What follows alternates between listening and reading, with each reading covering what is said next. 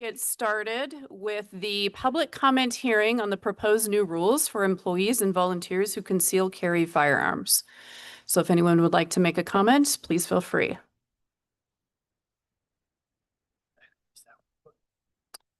Mr. Peterson, is that the same as this? Okay, so you'd like to use that time now? Okay, thank you. Go ahead.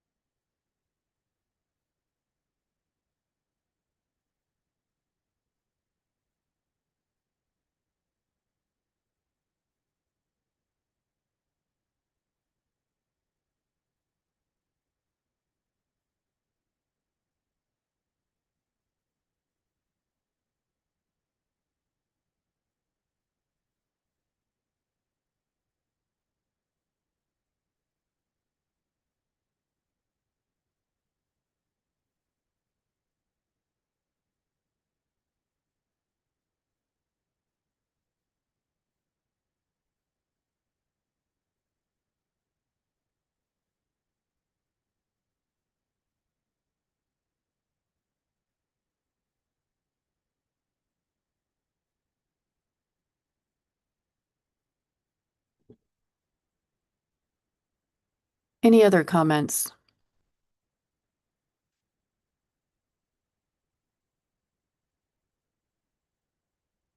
Go ahead.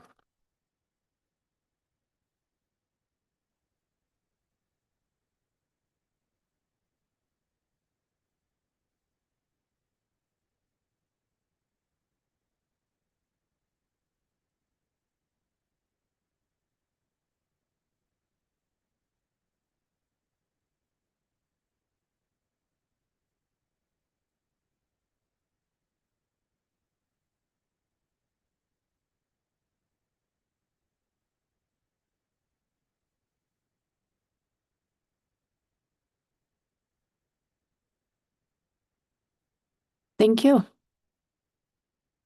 Any further comment?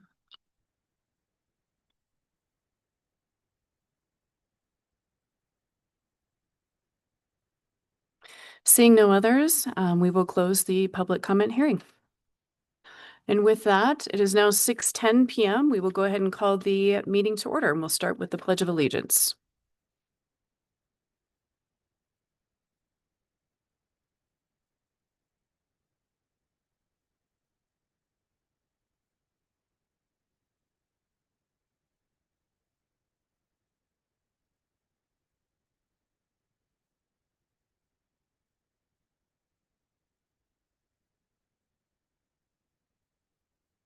All right, so let's go ahead and first of all, thank you everybody for being here tonight. I know this is the last board meeting before school starts officially with students. I know that many of the staff and teachers have been back as of yesterday. So there's a lot of chaos right now. With that, let's get started with adopting the agenda. I would entertain a motion to adopt the agenda. So moved. Is there a second? Any discussion surrounding the agenda? All those in favor of adopting the agenda, please signify by saying aye. Aye. Any opposed? Motion carries to adopt the agenda. We'll first start off with information and proposals. The WDE Annual Special Education Report Card for GCSD number 1.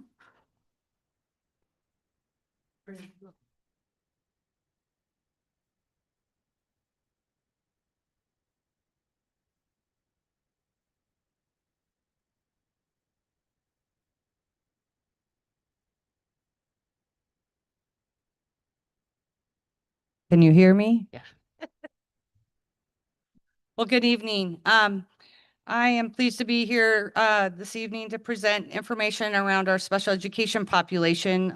I watch our building administrators share their data, and I don't have a building, and I thought it was important for the board to know this data around our special education population.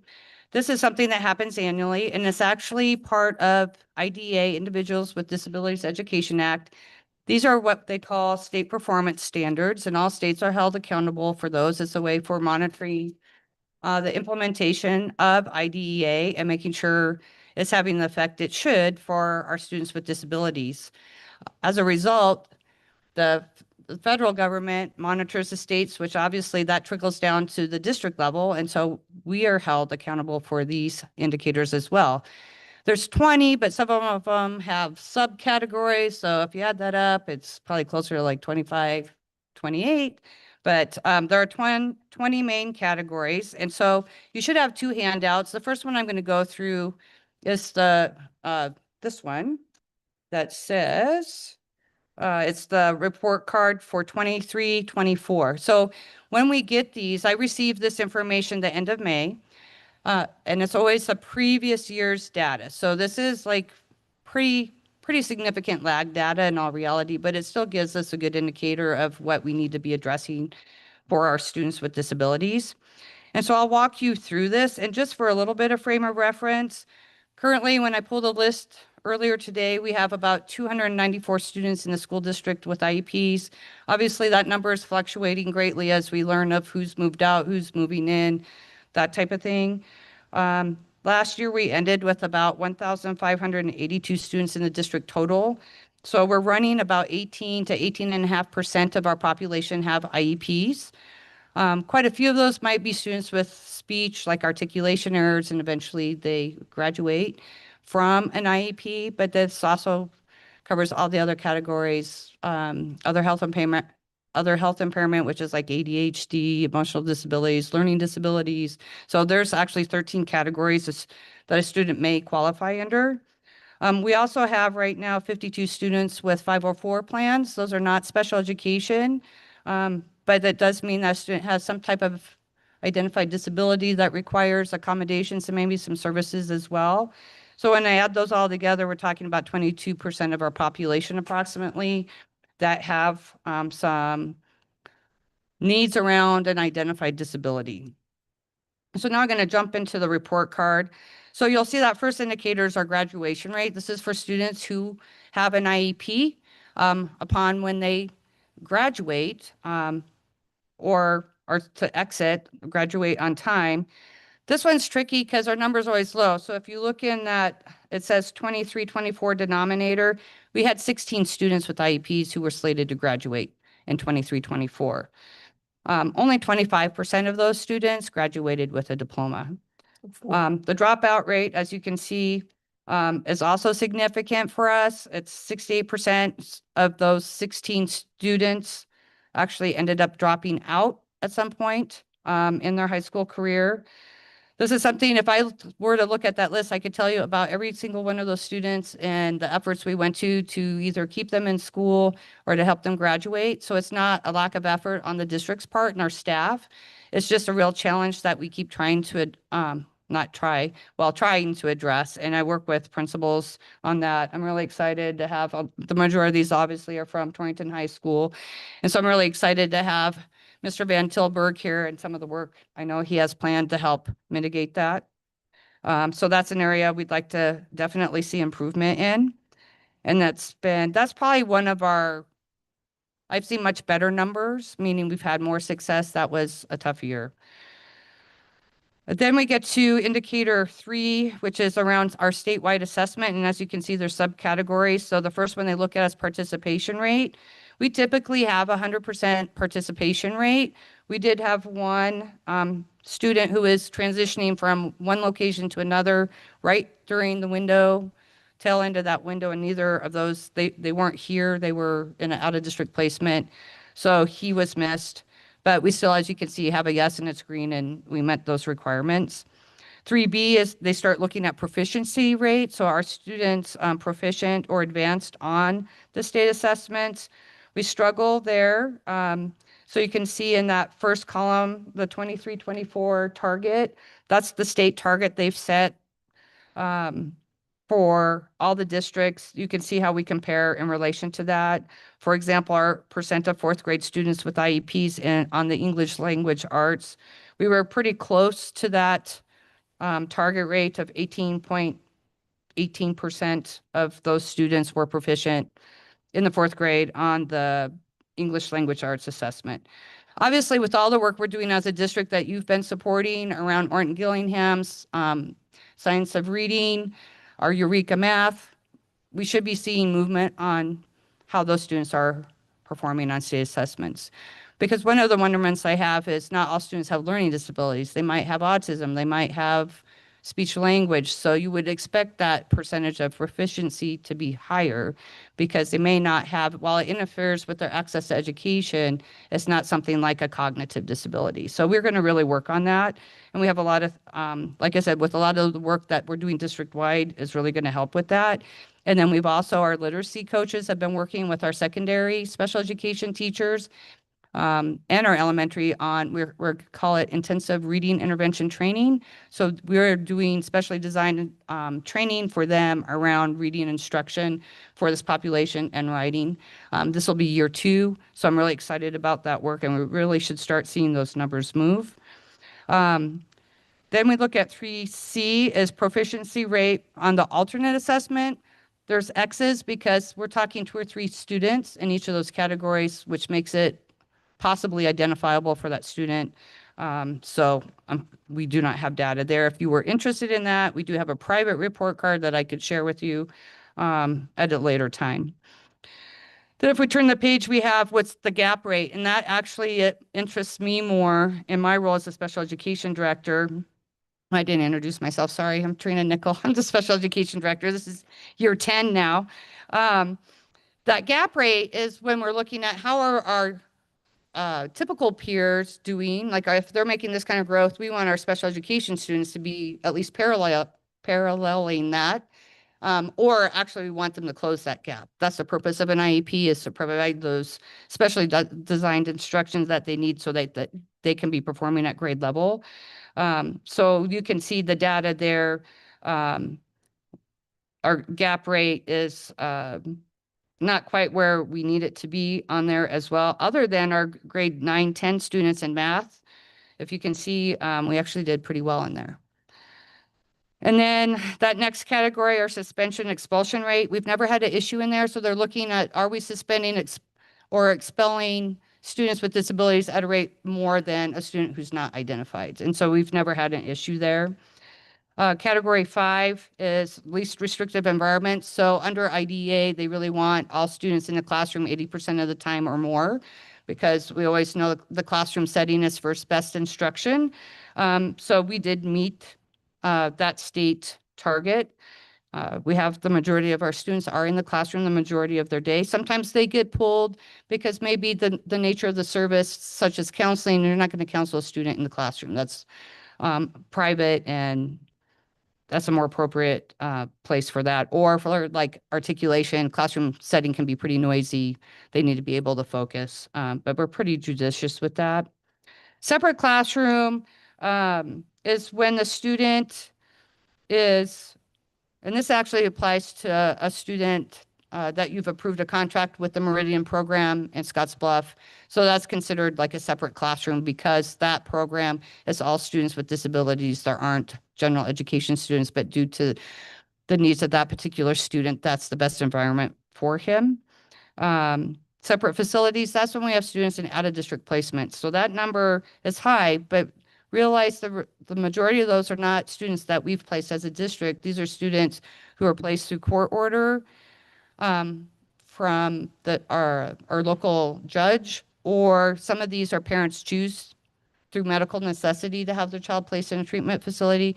It still kind of counts against the district, even though we haven't placed them, because obviously the goal is at 80% in a general education classroom. Parent involvement. At every IEP meeting, we provide the parent with a survey. It has 8 questions on it to ask if they feel like their student's IEP team, essentially if the district's supporting them and their child. We are rated on return rate, and also how they, not so much how they respond, but on the return rate on that. And so we did really well this last year as well. Our percentage was actually higher, closer to 80% this last year. If we turn a page, we look at indicator 9. It's disproportionality overall. We've never had an issue in that. Again, are we over-identifying ethnic groups or racial groups more than others? So sometimes, like when you see in big cities like Detroit or Chicago, you might have a large proportion of Black or Hispanic students being identified. And so they just keep an eye on that. Like I said, we've never had an issue. And then number 10 is a similar type thing. And again, we've never had an issue as a district with that. Number 11, anytime a parent signs consent for an evaluation, we are to complete that within 60 calendar days. We got that done, no problem. Indicator 13, so when students hit high school, we start helping aligning that IEP, that individualized education plan, with what they want to do when they finish public education, whether they graduate, age out, because some of our students stay with us till they're 21. So a year after they leave us, whether dropout, graduation, age out, I get to call them and say, hey, are you working? Are you going to school? Did you do Job Corps? So I kind of just check in and see if we help them achieve, gain the skills they need to be successful as an adult. And so that one, there are 2 things. So it's sometimes it's really hard, like phones. We have a lot of families that change phone numbers frequently, so sometimes it's hard to reach them. Usually I'm trying to contact 13 to 15 students, that number like we looked at for dropout and graduation rate. And then they also rate us on if they're working, if they're in school, that type of thing. So like this summer, I enjoyed it. The young man who had graduated left a message. He actually called me back because, you know, we all, those unsolicited calls, so it's kind of tricky that way. But he called me back, and he was working on a local farm and ranch, and he was taking farm management, UWC, so that huge success. Like, I love those phone calls. If students aren't as successful, ask them what we could do better. I get the questions answered, but then I go off script and have conversations, and it's actually kind of fun. And then on that last page, we have indicator 14 is part of that, kind of goes with, or I just talked about that, is are they employed? Are they enrolled in higher education? or did they do any kind of other training once they graduated from Goshen County School District? And then that last one is 20 is timely and accurate data. So are we getting our reports into the state in a timely fashion, that type of thing? And that one we did fine on that. I'm trying to be quick. So that's that packet. So then you have this is the overall report card. And so when you look at this, they take these categories. So overall, we came in at 50.4%. We're that dark bar right up here above the 50%. We need to be in yellow, like green is where we want to be. But if we're in the yellow, it means we need assistance. If we're in green, we meet requirements. And unfortunately, right now we're in needs intervention. It means WDE supports us. Like I have a good working relationship with them. So some of these things, we're going to have training for staff and do some work within my office as well. That subcategory compliance, if you look at the second page of the packet, those are the indicators they're looking at to calculate that. And they give us they give us points as a point system. And so you can see like that transition planning, when they review those IEPs, they only take 10. So it doesn't take many to not meet compliance. And for this year, students are to be invited to their meetings when we're planning for their post-secondary transition. So we have a notice of meeting we send out. The reason we missed on there is because the student's name wasn't on the notice of invitation. So some of these are very minor non-compliance pieces that are easy fixes for us as a school district. But we are going to do a lot of training around that transition planning this year. And then the valid and reliable data, it has a 0 on here, even though it said we were timely. This is a little different. So I had a misunderstanding on how we were reporting some of our out-of-district placement students as far as coding. And so I had 3 students that were marked incorrectly. So that's why we had a 0. They always tell me, oh, it's not a big deal. But I'm like, well, my board's going to see that. But so I figured that out. We're doing it right now. So that was an easy fix. So we should have that point on this year's. So and then that third page, those are the indicators they look at for that third category, that third bar on this page. And so you can see how they've kind of separated those out. Obviously, because our graduation rate, dropout rate was not anywhere near where we'd want it, we earned 0s on that. And the post-secondary outcomes, unfortunately, we do have a lot of students that when they leave us aren't working, aren't going to school, that type of thing. And so we didn't meet what they want for that for the 23-24 school year. So that's a lot of information really fast. Any questions on that? So I have a quick question on the first one that you presented, where the participation rate with the statewide assessments. Does that include students who have severe cognitive disabilities? Like how do we test students who have a severe cognitive disability? That's excellent. It does include those students. And if you look at 3C, that's for the alternate. So there is the Y-top alternate assessment. So they take that assessment and it looks very different than the standard assessment. And so our teachers who provide the specially designed instruction for those students, they attend a mandatory training in January specifically for that alternate assessment. And then those students, like in their IEPs, we always align our goals to state standards. Their goals are aligned to the state extended standards. So there are for math, reading, writing, science, there's extended standards that we can work towards for those students that align more closely with their ability levels, but still work towards those state standards. Any other questions? And I have one more. So I know you don't have any ability to change this, but with this being almost 2 years old, you going forward and making changes seems difficult. I mean, like, is there a reason why the data is a whole year, almost 2 years behind? That's a fair question. And actually, I was sharing with Mr. Kramer when I went through this with him this morning. I think that graduation date is actually even a year older than that. And I'm not sure why it takes so long. In all honesty, they've had a lot of change. Like last summer, they appointed a new special education state level director. So he's got a year under his belt now. and they've had a lot of turnover. But historically, I usually got those report cards more like in February. It's still way behind, but it was more like January, February. Because usually like we do self-file reviews. Those usually we get that information usually like September, October. So most of the reporting that we're having to do is completed. But like this year on those transition IEPs, the indicator 13, they didn't ask us to send files till March this year. So I think it's just some internal workings with WDE. We do have a state director, special education directors group that works with like we have our own group and then we provide input to the state. So that's something we definitely will be doing because it is very old data.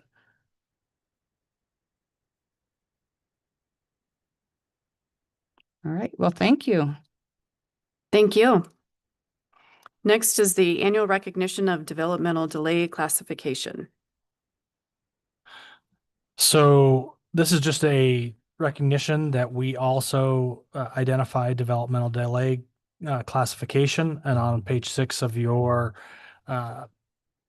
board packet indicates the memorandum from Trina regarding the developmental delay special education category, and will be utilized and share this decision with the Board of Trustees. And so we'll continue to use that service, that identification services for children with disabilities.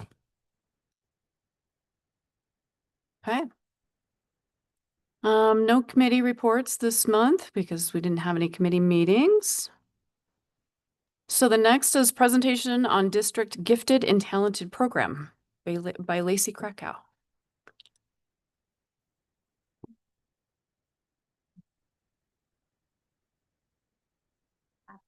My name is Lacey Krakow. I'm the Gifted and Talented coordinator for the district. This is the beginning of the second year of this. So last fall, we spent the time to rebuild the board policy and work on getting me some training and getting everything ready to do the Gifted and Talented. We started working with students in January. We had 37 gifted and talented students, meaning that they scored in the 90th percentile or above on the NNAT 3 cognitive ability test. We had 20 apprenticeship students. We decided anybody at the 80th percentile or above, we would include in that. For a couple of reasons, we want to continue to grow these students, but also we wanted to have groups of at least 2 or 3 students so that they could work together on things as opposed to one-on-one with me. They get a little bored with me if they have to put up with me all the time. So it's nice for them to have some extra people in the room with them, and we can do some group projects. Lots of positive results that we have seen so far. We have teachers reaching out, asking for extra help, students individually in the classroom that we can work with, asking me to help build some projects and things that they can use in the classroom.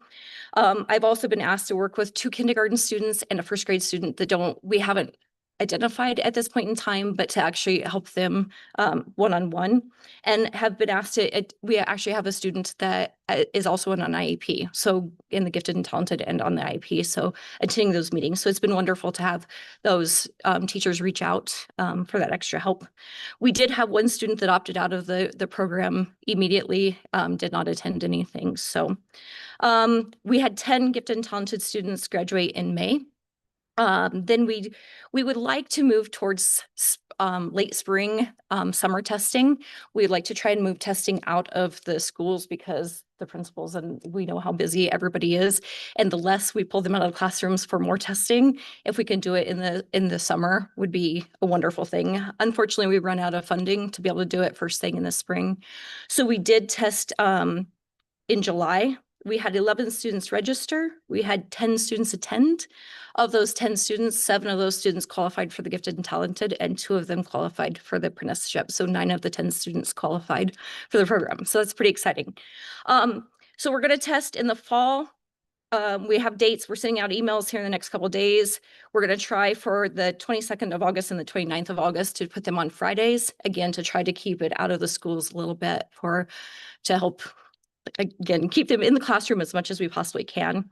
Good news is the principals and the teachers and everyone are doing an amazing job. So we actually have 222 new students that qualify to test. We are going to work on testing 134 3rd through 12th grade students. We have found that the K2 students, they don't test as well. The test goes down to the K2 level, but students don't test. And I've talked to a lot of other gifted and talented coordinators that they always start testing in the 3rd grade because those students. We also found that when we test those K2 students and they don't make it, they're pretty devastated. So we want them to have the positive side of that. So we're going to try and keep it at the 3rd grade level and above. However, there are recommendations out there. So teachers can recommend students to be tested at any level, and we'll be glad to test them if they want them to. Questions? Is there any questions of me? You're great. How do you identify the ones that you test? And a follow-up to that is it the only measurement? Like, are we not looking at multiple measures in order to qualify them? Great question. So to qualify, they have to test in the 90th percentile or above in 2 categories on district testing, and we look at all of the district testing, or 95th percentile or above in 1 category. That's how they qualify. We don't look at multiple measures. We did, the original board policy did have where it was a committee, and there was a lot of different things we could look at. One, this is a half-time position and we have 1,600 students, right? 1,600 students in the district. So it becomes pretty labor intensive if we do it that way. 2, again, if we do a committee, then the principals have to sit on it, the counselors have to sit on it, and it becomes pretty overwhelming for them as well. And I have talked to multiple gifted and talented coordinators, and they do strictly the cognitive ability testing. They tried it the other way and found that this covers most of it, that they don't see a whole lot of everything else. The recommendation then is our secondary. So, and I have had multiple recommendations from teachers that they may not have qualified on district testing, but a teacher may reach out to me and say, I really think you should test them. And then we do that way. Did I answer all your questions? Okay. Any other questions? Okay, thank you guys very much. I appreciate it. Thank you. All right, our next presentation is on District Work-Based Learning Program by Kim Russell.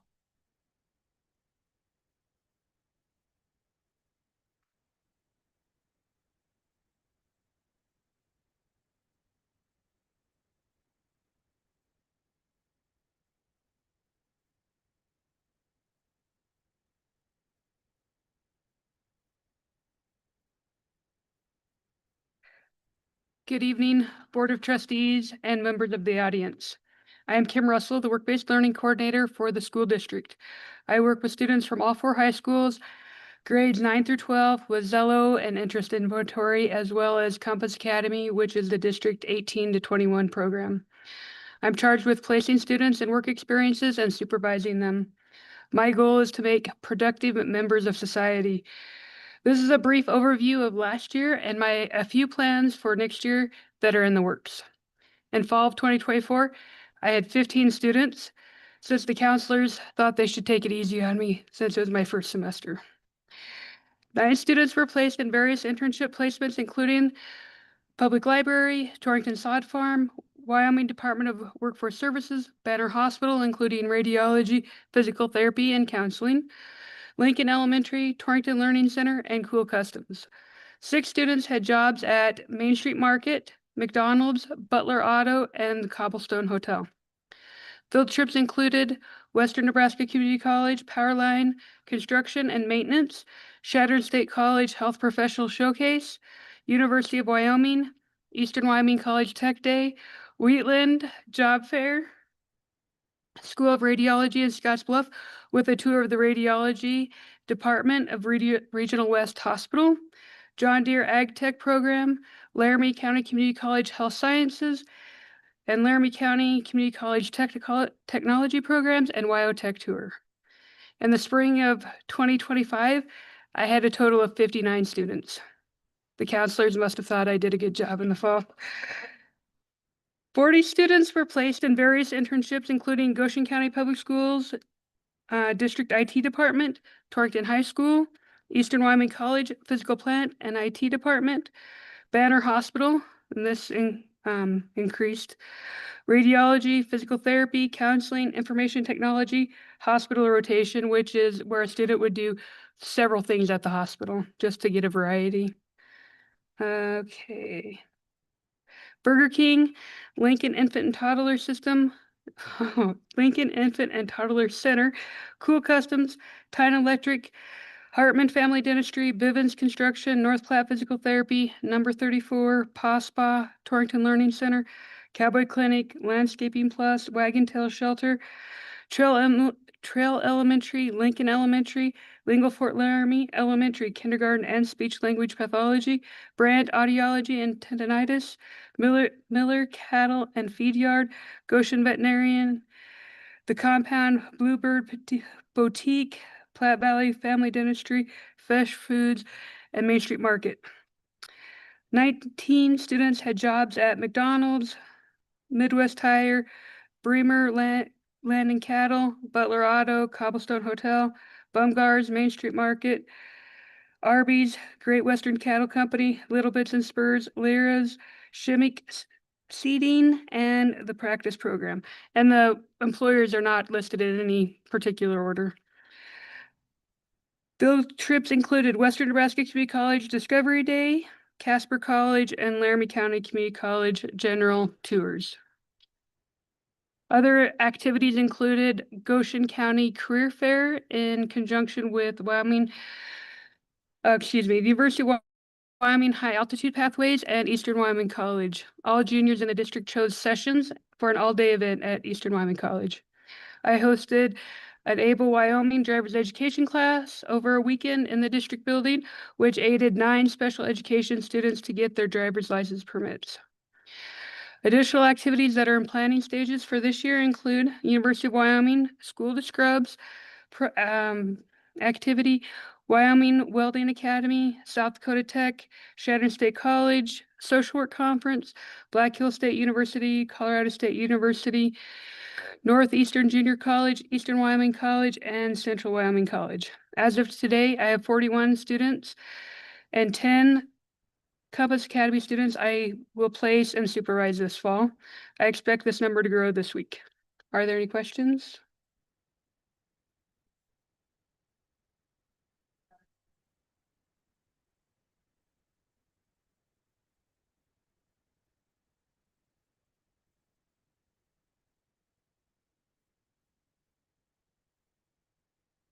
Thank you.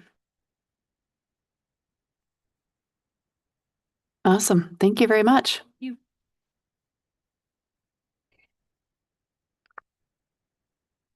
Next, we will have public comment. No? Okay.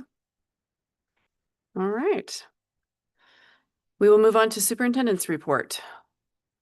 So I have a number of items. I did want to just there during the hearing, I wanted to make sure there was clarification in regards to the funding for the concealed carry training. So Cheyenne Zier, who is with the Wyoming government, as opposed to John Bear, who wrote the legislation, but may not be aware that the distribution of those funds is by the Wyoming Department of Ed, not the legislature itself. So Cheyenne's response in regards to reimbursement, the reimbursement period for expenditures during the fiscal year 2025 has closed. It is anticipated that funds will remain, which will allow the Wyoming Department of Ed to open the collection again for fiscal year 2026 later this fiscal year. If the training is an expenditure in fiscal year 2026, it is likely that it will be eligible for reimbursement when we open that collection cycle. I think it's really important for transparency purposes not to just say, yep, it is being funded. That is not the case. That is directly from the Wyoming Department of Education. Now, there is stated it's a high likelihood and there's helpful, but that is not something that we can, put down without having the funds available. And I think that's an important factor when we talk about the accuracy of that information and things. Receipt of Wyoming Department of Education Certificate of Accreditation on page 7 of your board packet. We did receive from the Wyoming Department of Education, a congratulations letter informing the district that the recommendation for accreditation status was reviewed and accepted by the State Board of Education on June 13th, 2025. Then we'll share with you the back to school schedule. And Mr. Derby, if you would like to add anything as I talk about this, feel free to interject at any time. But I'll open that up here.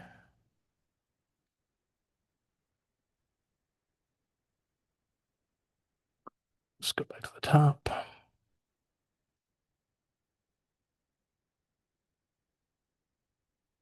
So we have started back to school with our staff as of Monday. And so yesterday we had the opportunity to hear keynote speaker Paul Lundgren. And we talked about culture with two different groups, small groups. Was fortunate enough to also take part in that twice. One of our board members, Trustee Sharp, was able to attend that and took part in that activity. So I appreciate that. They had heard great responses from staff. Also during that time, gave them an opportunity to work on class-wise and public works, and then take part in the all-staff lunch where district staff and families took part. Then in the afternoon, building meetings at respective attendance centers. Today was a work day from 7:45 to 4:30. Tomorrow, we will have presentation by Mr. Derby on the professional development focus for the 25-26 school year in the TMS gym.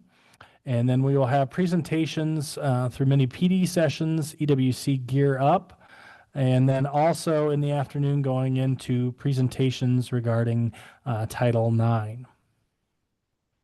Then on Thursday, Mr. Derby and Mr. Harberts will provide a review of the district AI policy, and then we will have secondary training for AI, where Black Hills Special Services Cooperative will provide training for both elementary and secondary regarding the utilization of AI. And then in the afternoon, we'll continue with Title IX presentations. Anything to add there, Mr. Derby? Oh, thank you. And Mr. Derby, wanted to point out there will be breakout sessions here in regards to AI that will provide some more specificity with how teachers can utilize AI. Actually, I'm signed up to go to one of those too, so I'm excited about that opportunity to utilize some of that too. Please.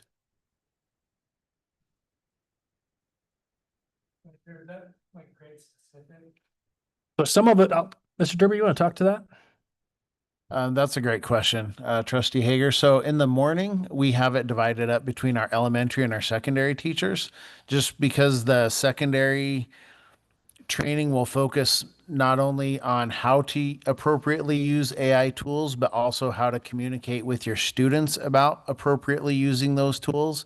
That is probably more applicable to secondary students than it is elementary students, as well as I guess obviously in regard to the policy that was passed earlier this spring, the secondary teachers, I guess all teachers technically, but primarily secondary teachers, I would say, have to be very specific in their instructions about what kind of usage they are allowing their students in regards to AI. So that's going to cover more in that as well, whereas the elementary one, not as much. And then the breakout sessions are more around assessments, assignments, using it for lesson plans, things like that. So basically, ways to aid teachers in time-saving measures and things like that. Okay. So I'm going to stop my share there. And then an update on Willie Gymnasium and auditorium renovations. You are certainly welcome to take a look. Willie Gym looks dramatically different. If you've had a chance to go into that facility, all the popcorn insulation is gone from both the ceiling and the sidewalls.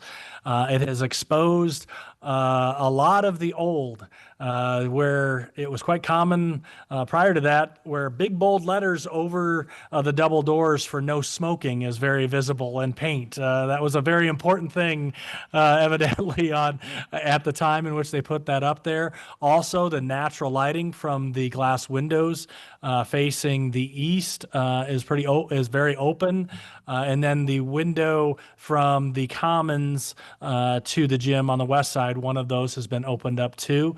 The wood on the ceiling has also been exposed. You'll notice different stains and things that we kind of worked through some colors. There's a dark stain that we decided just would have darkened the space a little bit too much. So we kind of tried to have that balance. There's a gray, you'll notice, and that is a stain that they'll apply to all the wood throughout. And then the beams will be in a maroon. And so it'll almost make a checkerboard type ceiling on top. And then that'll be as this process continues and what they're able to accomplish throughout the school year. Again, this is a 2-year process, so this is kind of those first steps, and it'll be a little bit more incremental improvements that will not be as noticeable throughout the school year because we can't get in, and we have volleyball season and basketball season and those things that kind of inhibit the ability to make some large changes. And so the soundboards won't go up until next summer. So you'll notice a little bit more echoing within the gym, which will probably help the crowd noise a little bit, but we'll also kind of notice a little bit different areas. But it looks really neat and kind of has opened up some different things that we didn't anticipate. So I would welcome you to take a look in there at the process. The auditorium is the work on the stage and all of those things, and handicap accessibility has been drastically improved.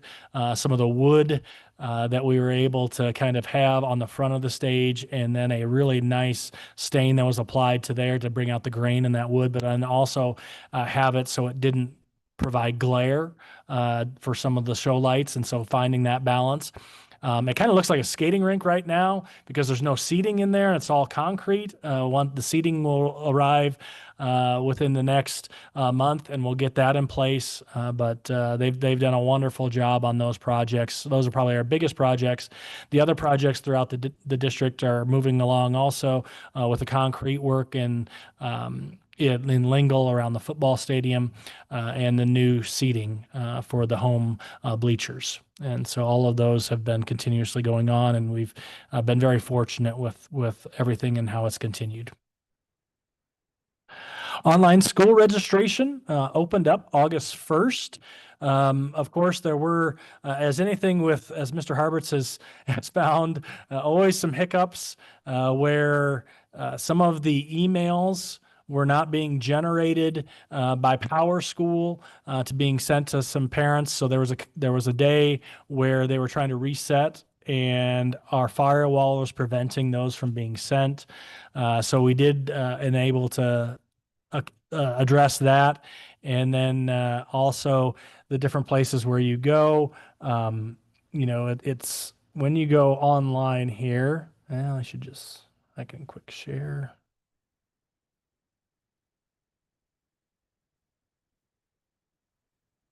I'll just quickly go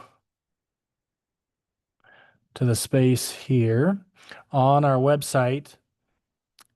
Where you go is there's new student registration box also here, as you can see right on that. And then if you click the right, there's returning student registration. And where that will take you is right to the online registration, new student for Power School. So you log into your Power School portal, you log in, and then on the left side, you go through the forms. and then you're able to access the various forms through there. The last step in that process is you send one of the forms to the school, and then you get email notifications in regards to the completion of registration.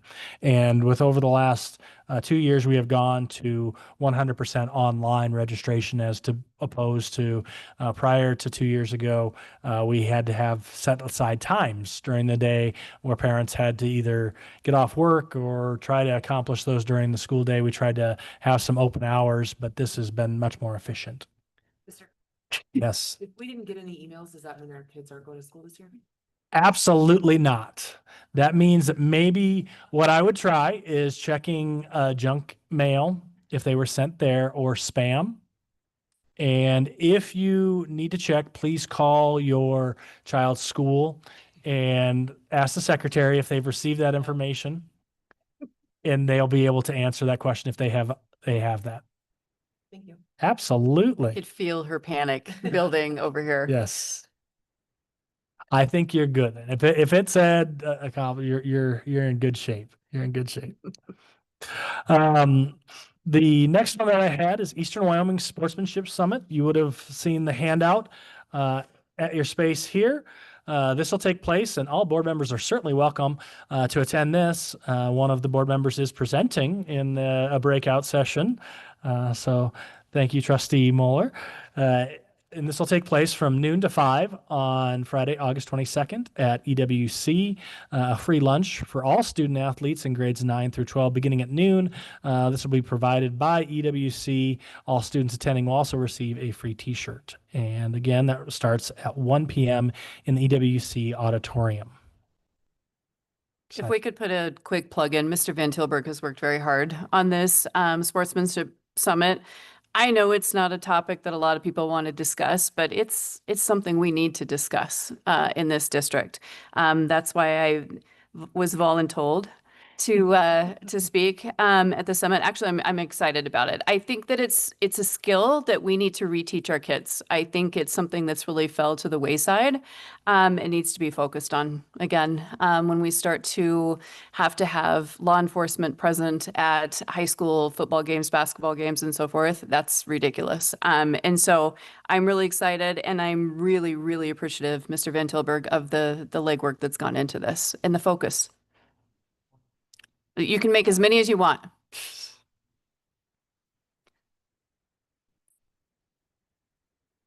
Perfect.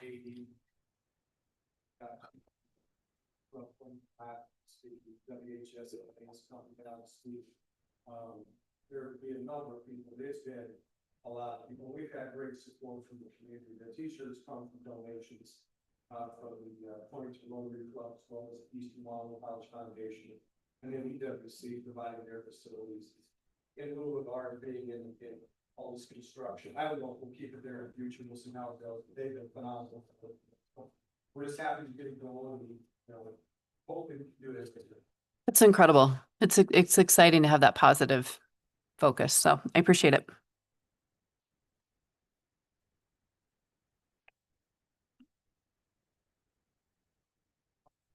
We had asked very strongly with our coaches, get our athletes there. I know Mr. McSpadden has worked super hard, and so has Mr. Lashley and Mr. Bartlett, to make sure the coaches know they're not going to be practicing from noon to 5 on Friday. The expectation is that they come and participate, because we really want to get our kids out and preach the message of, we want to be gracious winners, but we also want humble losers. We want to just project to our kids how to do things right. Parents are welcome. We welcome parents to come. We won't feed them or give them a t-shirt. They're welcome to be part of it. See what their kids are getting out. I strongly encourage parents to try and attend with their kids if they can. I mean, if you don't have that, support at home, I think that it's a bigger lift for the school district. So it would be nice to have the parents come and participate. So appreciate that. Sorry, didn't mean to hijack with, you did with that great. plug, but Nope, love it. Thank you very much for doing that. One of the other pieces I know as a parent, I did receive a band message inviting kids and things. I not having children in either Lingle or Southeast, I'm sure that communication has also taken place there. Next one I had is sway testing. You would have seen this on your bills and maybe wonder what's sway testing. This is our concussion testing that we provide for students in activities where we create a baseline their freshman year.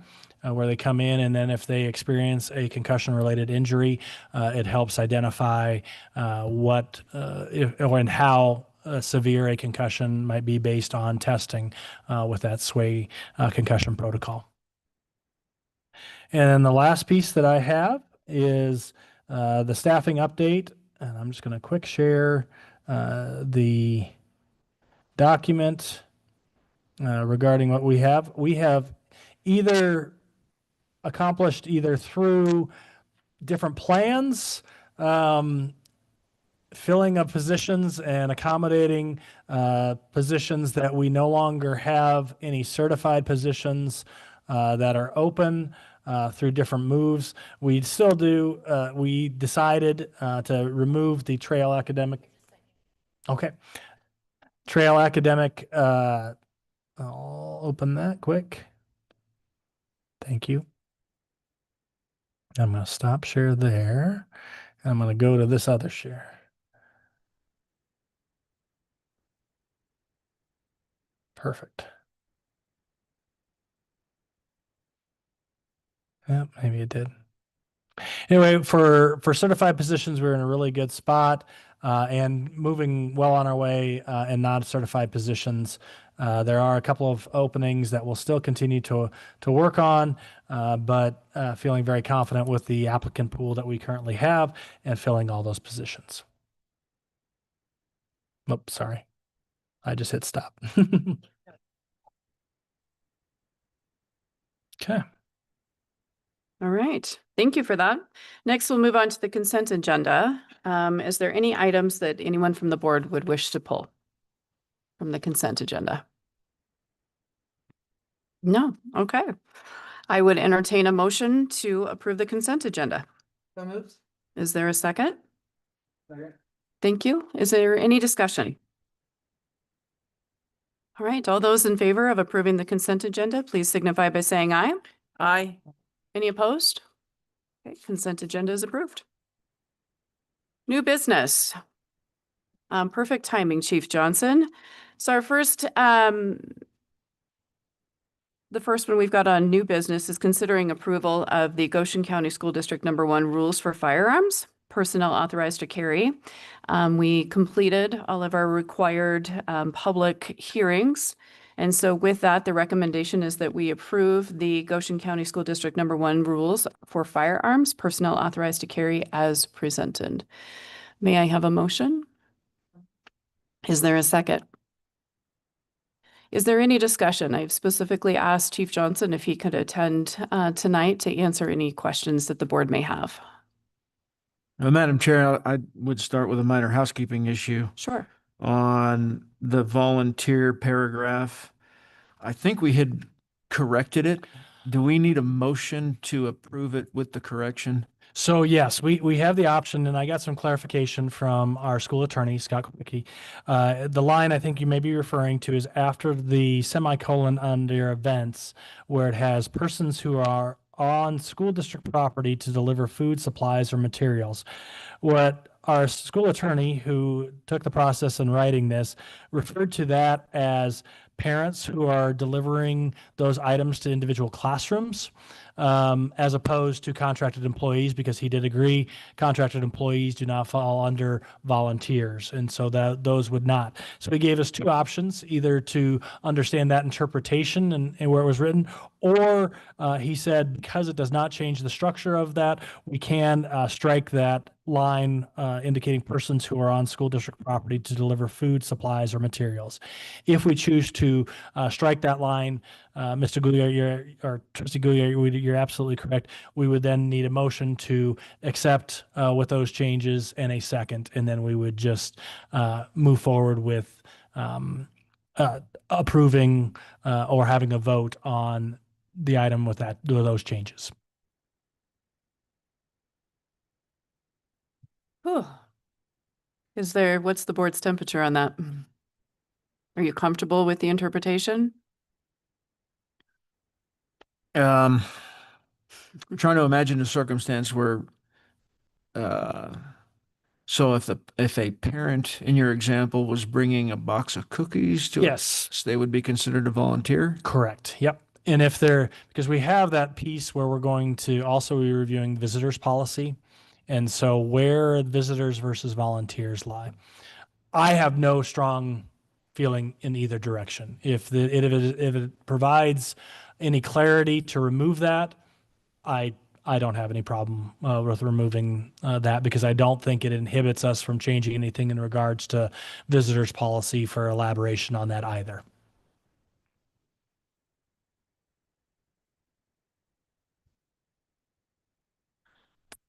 I guess I would be inclined to remove it, frankly, if we have clear language on visitors, because it kind of muddies the waters to include it under volunteer, but that's just my personal opinion. Anyone else have a strong feeling one way or the other? Madam Chair, I agree that I believe it should be removed. I think it would be better addressed in another area. Okay. And so it'd just be removing that one sentence? Yep. If someone wants to make that motion to provide an editorial change to the rule. So do we amend our initial motion to consider this approval with that amendment? Because it's an editorial change, we can have a motion and a second to make that editorial change. Okay. Would So, anyone Madam like to Chair, make- I would make Yeah. a motion we're not amending the first motion. Correct. So it's a motion to make an editorial correcting that paragraph by removing the line that says persons who are on school district property to deliver food, supplies, or materials. Correct. Can I have a second? I'll second. Any further discussion? Okay, all those in favor of the editorial change to the volunteer definition within this policy, please signify by saying aye. Aye. Any opposed? Okay, motion carries. So with that, then do we need to go back and approve? Yeah, Now okay. we go to the approval of the editorial, or the changes have been made. Now it is where we would vote on the rules unless there's any other additional So questions or So discussion. we're in discussion, at the discussion part. Is there any further questions for Chief Johnson? Madam Chair, Yes. I have a question. It may not apply totally to this. I was just wondering if we have an idea of when the time frame would be to start training if we so approve this. Yeah, we can. Chief, take the stage. Thank you for being here. I know that it's not easy for you to come in and do these, so I appreciate it. That's fine. I'm happy to help for you folks at any time I can. I don't know that I have a hard and fast answer for that. From a staffing perspective, that together in less than a month, I would think. We've got folks that are certified and able to train on that. It would just be a matter of finding probably some Saturdays and Sundays that we could get that done. Given the requirement for the 24 hours of training, I'd need a little bit of feedback from you folks in terms of, and from the staff that are interested in terms of, do they want to do a Saturday? Do they want, and a Sunday? Do they want to do Saturdays? Is there a Friday that works too? So once we had some of that information, I suspect that we could put that together in a month to 6 weeks in that neighborhood. To start the training, probably not to finish it. Thank you. Anything else I can help or answer with? Yes, sir. Chief, could you, for any of the staff that might be considering this training, could you give them a quick breakdown of what they can expect once they enroll in this training? So the first 16 hours are for firearms training. We would have 2 firearms instructors, assuming a class of less than 10, 2 instructors would be spot on. So we would start off with some classroom time covering basic terminology, functions, safety rules, all those sorts of things. We'd move into some range time from there. The range time would start off with really, really basic drills and progress from very basic all the way up to moderately advanced, I guess I would say. And then we'd just be working with folks throughout that pretty individually to help them be successful in their firearm skills, marksmanship and safety. And then we would finish that 16-hour block over the course of 2 days with a qualification course. And we'd use the same qualification course that police officers utilize for the Wyoming Law Enforcement Academy. That's pretty standard for our state and is a good assessment of a person having some moderate skills to be able to protect themselves and others.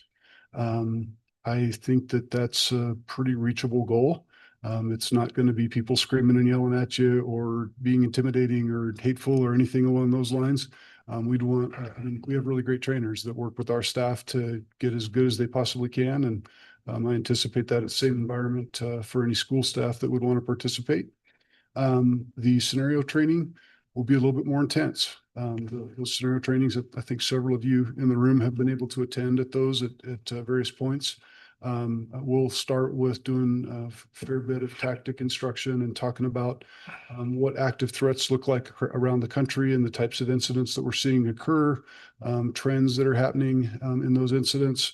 And then we'll move into a series of scenarios where I don't know that we would do those identical to the law enforcement scenarios because some of those law enforcement scenarios are very much multi-officer based.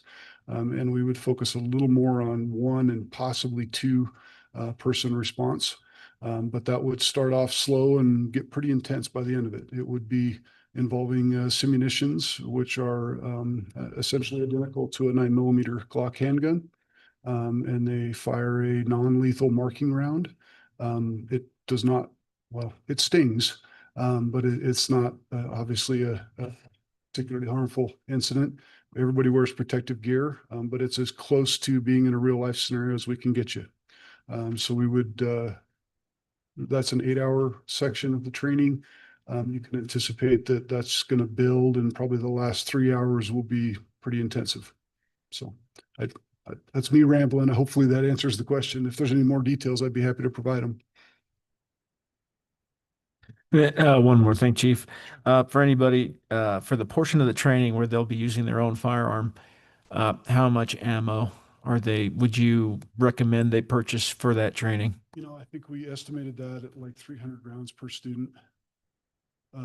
I'd have to go back. I believe I sent that to Mr. Kramer, and I could probably by the end of our conversation come up with that in an email, but I want to say 300 rounds was what we had estimated. So. Not Desert Eagle. Yes, that would be an expensive adventure and a challenging one. So what else can I answer? Chief, you and I have had a conversation about this, and I had a conversation. I know you do. I know. And I've been pretty honest with you that I'm not anti-gun, but I am anti-guns in schools. And this has been a heavy topic for us, especially sitting on the board, right? And you and I discussed what are the expectations of the staff, volunteers or whomever, the employees, once they receive that certification? Are there expectations of them if something were to happen at the schools? Absolutely. So in answering your question, I do want to lay some ground rule or groundwork for my response in that I'm here to offer perspective and I can offer what I can see for pros and cons. Sure. Ultimately, what you good folks decide is 100% what we're going to support. I certainly can understand the folks that have expressed concern for people having it carrying concealed inside of a school. I can also understand and see opportunity and benefit for that as well.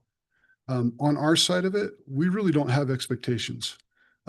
We are fortunate that we have you with your folks' support. I think we're going to have the opportunity to help train people who are regularly carrying concealed inside of the school so that they are best able to protect themselves and kiddos in a really sensitive environment.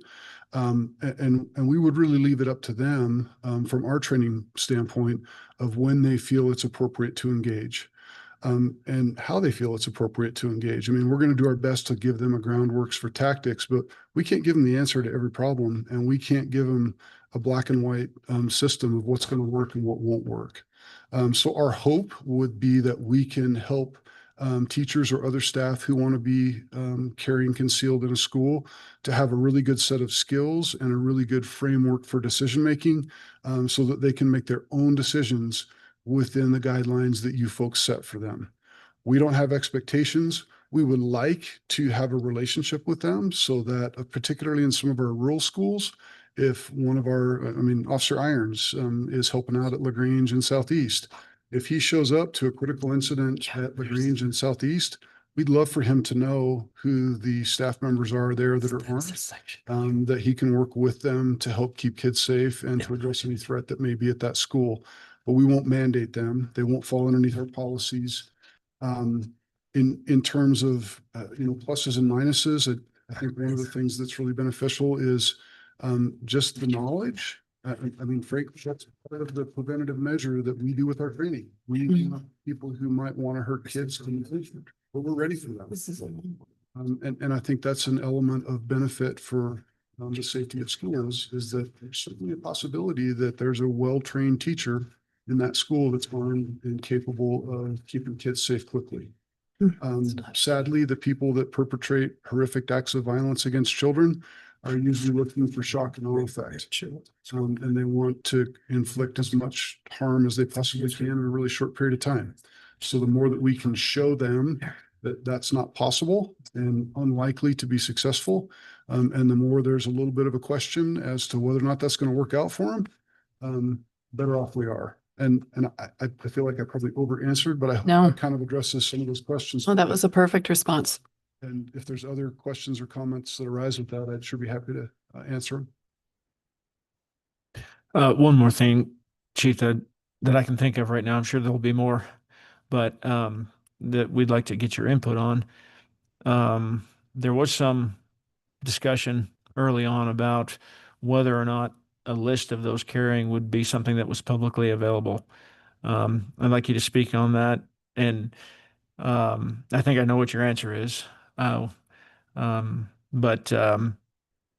in terms of there being a very short list of who needs to know who those individuals are, could you give us your recommendations about who would be on that list?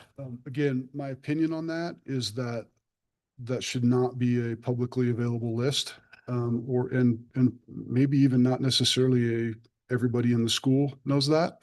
Unfortunately, as we just kind of covered a little bit, some of that element of we don't know for sure is actually works in our favor, I think, for school safety. And then I think the other unintended consequence of making that publicly disclosed is that should a person decide to target that school, they certainly have a blueprint for who they would target first. And then that increases the risk, obviously, to that staff member and then subsequently to the kiddos that are under their care. So I would say that certainly we would like to know, because if we're going to show up, as those of you who have been to the scenarios have seen, it's intense. And if you see somebody else carrying a gun in a scenario like that, we try to train to a level that we would never have a struggle with that, but it sure could happen. So for law enforcement officers, especially the SROs, to know if staff are armed in a school, I think would be very beneficial to prevent unthinkable accidents and also to help them to partner and work together to keep kids safe. Probably the building administrator should know, so that they've got a rough idea of who they can kind of go to in the case of an extreme emergency. And then it would be my recommendation that the district staff and staff at the administrative level know. Two reasons for that. One, in the truest form, the administration is sending armed staff members out into a school to keep kids safe. So they probably should know who that is and be able to respond to that if something should occur. And then two, from a tracking of certification standpoint, the statute's pretty clear that 12 hours of training needs to recur annually. And for us, that would be we have a hard enough time keeping track of 18 cops and making sure they've got everything they need. And to be frank, it puts us in a little bit of a weird spot because it almost puts us in kind of an employment status if we're trying to track staff members at the school in terms of whether or not they've renewed their certification. So it would be very much our preference that the administration of the district keeps track of that and then sends those folks through to us for recertification. Our dream would be We put them through great training. We build relationships. We give them the skills they need. We sign on the dotted line at the end saying, hey, these folks successfully completed this course. And then they're back to the school for another year until they come back to us. I mean, obviously we'll still talk and have relationships, but we'd like to not be tracking that training and holding those folks accountable to maintain their training certification. Did that answer your question? Yes, sir. Thank you. Thank you. What else can I answer? I have a question, probably more for the board than for you, because I have observed your active shooter training, and I know it's quite robust. And if we're going to have staff there, accidents can happen. And I was wondering, if our workman's comp going to be covering them if something would happen while they're doing that training, since we require it? So the only people that are covered under the state workers' compensation are staff members who are working with special education students, or staff members who have been identified to be in a position where they're more likely to experience work-related injuries, like our maintenance department, technology positions that go on ladders, and those there is no availability of workman's compensation for individuals outside of those positions.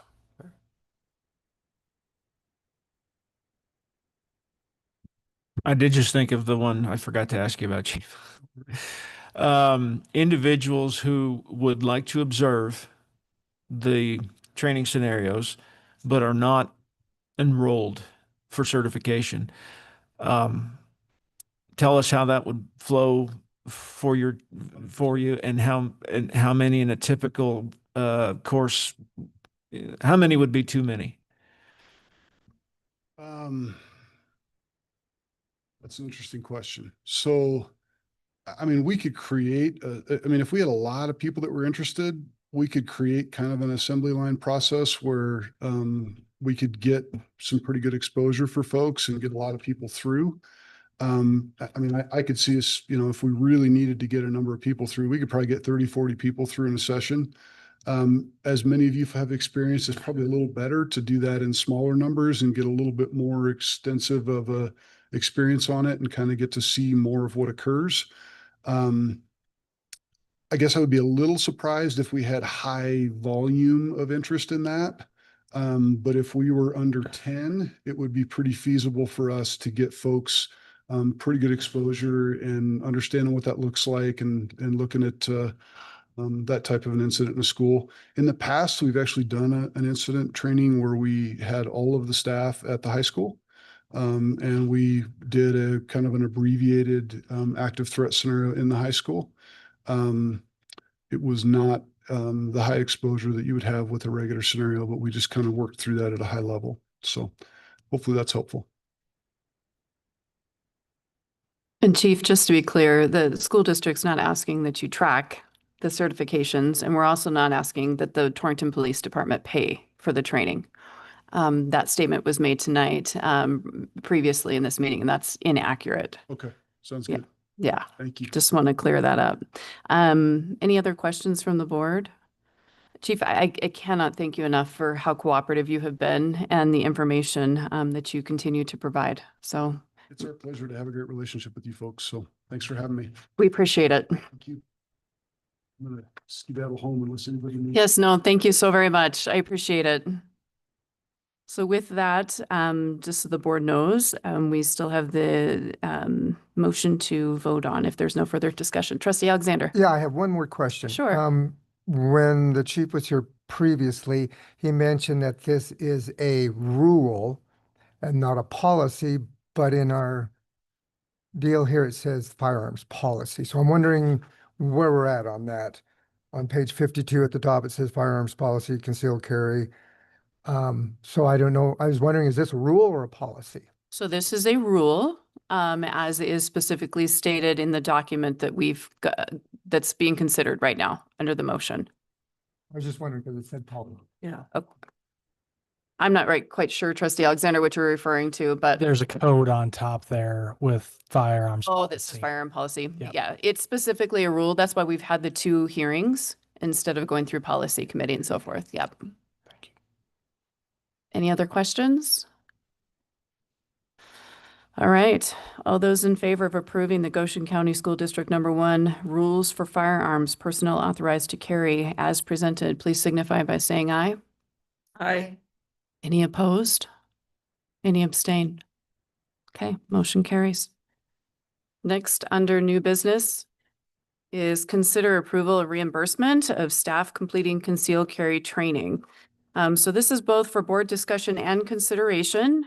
As some of you may recall, at the last meeting, there were a few board members that were interested in forming a quasi committee to discuss kind of what this would look like for reimbursement. And so Trustee Sharp and Trustee Goulart and myself met with Mr. Kramer and had a great discussion about this. And this is what came out of that. I'll give you a few minutes to read over it.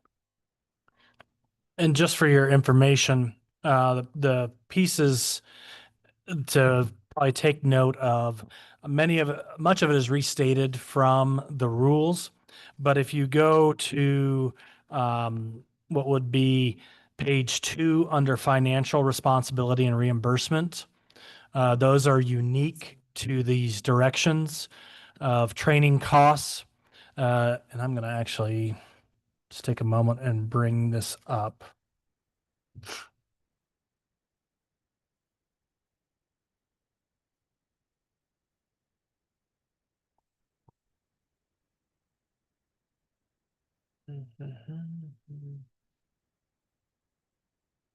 One here.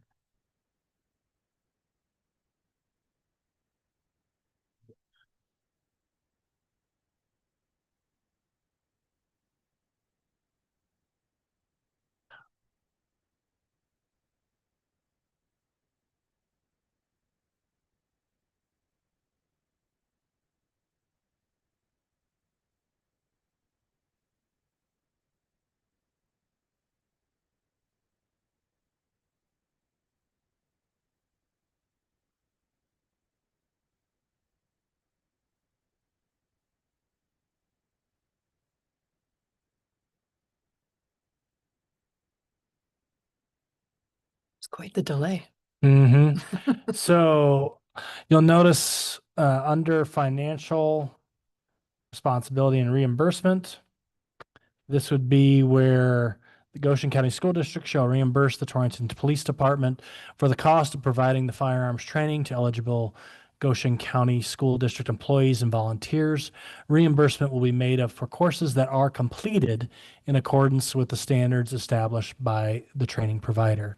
The next part of that, compensation for training time. Certified employees who complete the required firearms training shall be compensated for their time at the current work beyond rate as defined in the district's compensation schedule. Hourly, non-certified employees who complete the required training shall be compensated for hours worked outside of their regular workday at the current hourly rate of pay. Compensation and reimbursement apply only to completed courses and include both the initial training and the annual recurrent training required under this direction. Employees are responsible for providing and maintaining appropriate equipment to ensure the safe and secure handling of their concealed fire. This includes concealed carry holsters and biometric containers. This again is referenced very similarly to the rules that were just approved. Then this also goes into a little bit more elaboration on who will have knowledge of those individuals who will complete the training. The names of staff members who complete the required training shall remain confidential and will only be disclosed to the superintendent, appropriate law enforcement agencies, and the building administrator. And then it just goes on to talk specifically about enforcement, non-compliance of any portion of this policy, and that should have been in direction. And so I would need an editorial approval with editorial change. Included training requirements or secure storage protocols will result in immediate revocation of authorization to carry a firearm on district property and may lead to disciplinary action up to and including termination of employment or volunteer service. This is also the case under the rules and restated in that manner, and also under the legislation that is understood. Superintendent Kramer, Yes. I have a handful of questions. The first being, if the district decides not to reimburse employees, the employees will have to pay for the course themselves? So what we've talked about with the Torrington Police Department, I think Chief Johnson referenced this earlier, that we would find ways through, they were planning, and even prior to this piece, finding ways to fund the training. Wyoming Department of Education. Correct. Under compensation and training time and work beyond, what is before this classified as work beyond? What are we currently reimbursing for under work? $30 per hour. No, but like what Oh, sorry. kind of work would fall? Does that make sense? Professional development, any time where, for instance, if someone is asked to go to a training outside of their regular would be considered school hours, they are compensated for work beyond. Mr. Derby, any other things you can think of off the top of your head? I know there's a bunch. I'm just losing track of which ones. That's probably the most common, is like for professional development things that the district is requiring of certain employees. That's the most common, or I would say. So prior to this document, work beyond would be requirements of the district? Correct. So, and just to clarify, we are not requiring anyone to conceal carry. This is a personal choice. Correct. Okay. And then also under this compensation, would we be paying for the bullets, like Mr. Guart said? Would we be paying for those kinds of things, or just the training time itself? So, we would be compensating for the hours that a employee spends in the training. This would not include any of the items or costs, but Chief Johnson referred to that amount, that he had a breakdown of the cost, which would be included, and it's roughly a class of 5 would be $4,542. That does include the, as Chief Johnson referred to, approximately 200 rounds of simulation ammunition per student, also approximately simulation ammunition for role player, and non-lethal and safety equipment for the exercises. So $4,000 for 5 individuals. Correct. $4,542. But that does not include the workaround or their rate. Roughly for a certified staff member for the 24 hours, I believe I quoted yesterday just over $700 per staff member. So if we went on the basis of that, for a certified staff member, with 5, you would be about 3,500. So if we went on a group of 5 going through, that would be approximately $8,000 for 5 employees to go through the training.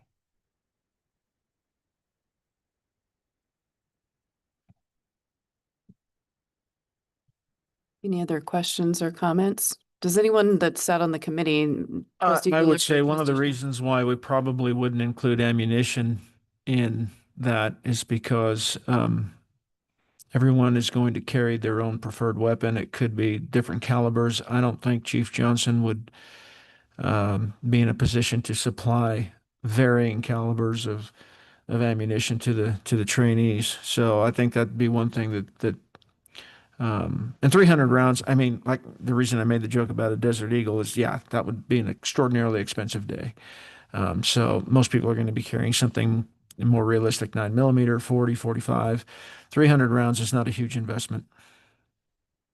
And I think this would be just a rough estimate, and which include, and Chief Johnson would have been able to maybe elaborate a little bit more on what that ammunition piece is. But he did have it listed out on the scenario-based training. If we look at our budget, where would this money come from? So we would be applying, as referenced earlier in that question, for the reimbursement, if that were available. If it would not be approved, it would have to be a general fund expenditure. It's probably kind of obvious by my questions. I struggle to support this because it is not a requirement of the district. It is something that the state took away our ability to make a decision on locally.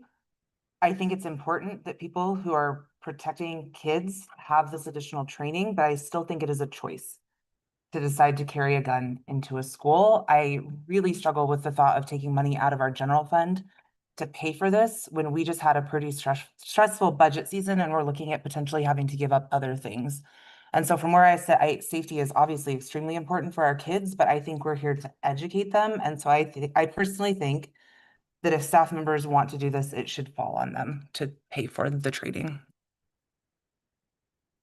And I might add to that, teachers have to pay outside of required professional development to maintain their credentials, their teaching certificate every 5 years. And they have to get a certain number of credit hours every 5 years in order to maintain their teaching credentials. And we do not reimburse them for that.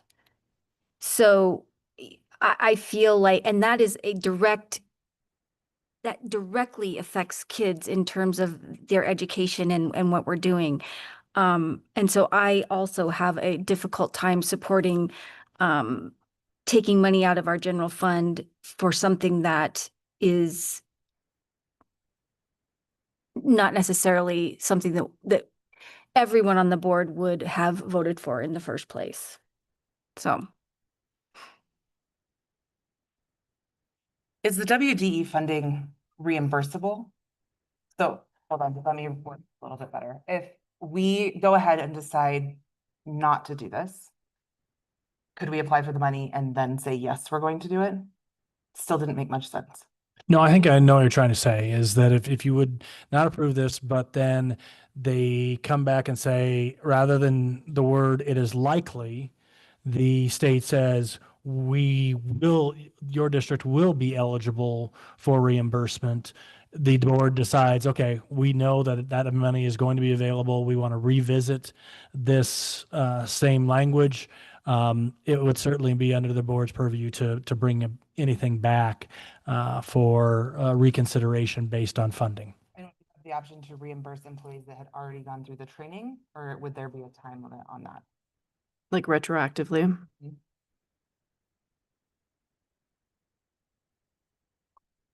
Hmm.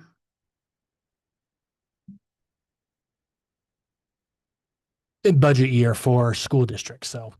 So if we would still consider, I would have to ask specifically Cheyenne that question to make sure it would be as it's listed as reimbursement. I think it would be eligible, but I don't want to be 100% certain there without having that confirmation.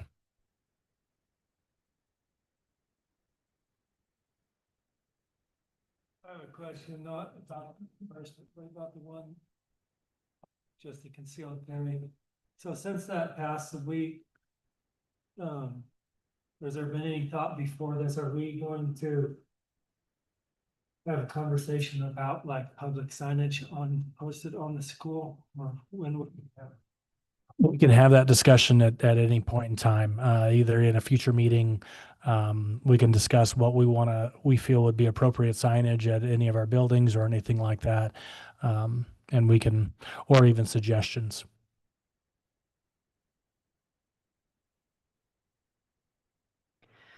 A lot like the situation we're in with the state taking this decision from us and not asking, right? If the teachers and so forth even wanted to have guns in the school. I kind of feel like we're doing the same thing here. We've not been asked by the staff or the employees to pay for this or to reimburse them for this. I'll be very candid. I kind of go back and forth. I mean, I sat on the committee with Trustee Goulart and Trustee Sharp, and Trustee Goulart had some very good points about being trained and educated to avoid something bad happening.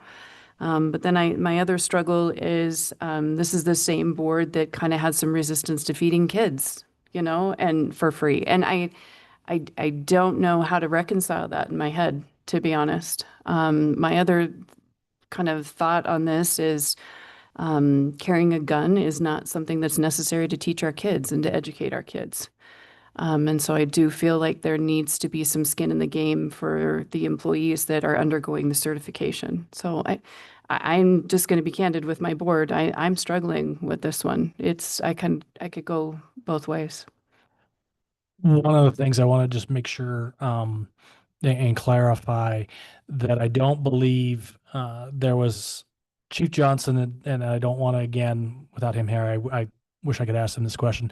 At least initially, there was not the intent to charge individuals for that training, that they were going to find ways to fund that. So the per se skin in the game for an employee who wishes to this, there would not be a specific cost. It would be their hours that they would be spending, that they would not be compensated for it. But I don't anticipate a cost for them to put forth to take part in that training. So I want to make sure that that's not something that an employee would say, oh, I don't have the money to take part in that. I don't believe there is any piece where there was a thought of employees having to pay monetarily for that item. I think that what Chief Johnson has said is that city cannot incur hard costs in providing that training.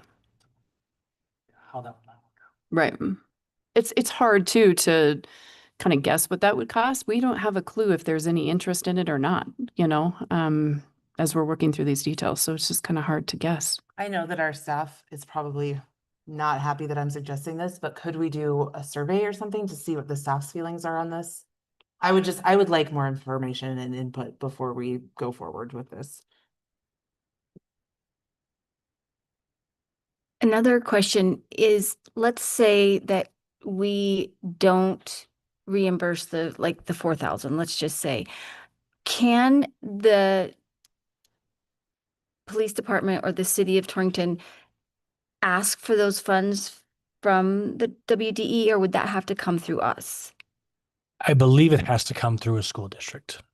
I don't know that again for certain as to where that funding, but because it lies with the Department of Education, I would make that assumption. But I can't be for certain on that. I did not ask that question. So some of the details with this that I think the board ought to know as well is, we don't know how many people would be interested in going through the training. 24 hours is a substantial amount of time of training. You're more than halfway to being a combat certified Marine rifleman at 24 hours. It really wouldn't take much more. So it is a substantial hurdle we've put in front of the staff to exercise their Second Amendment right.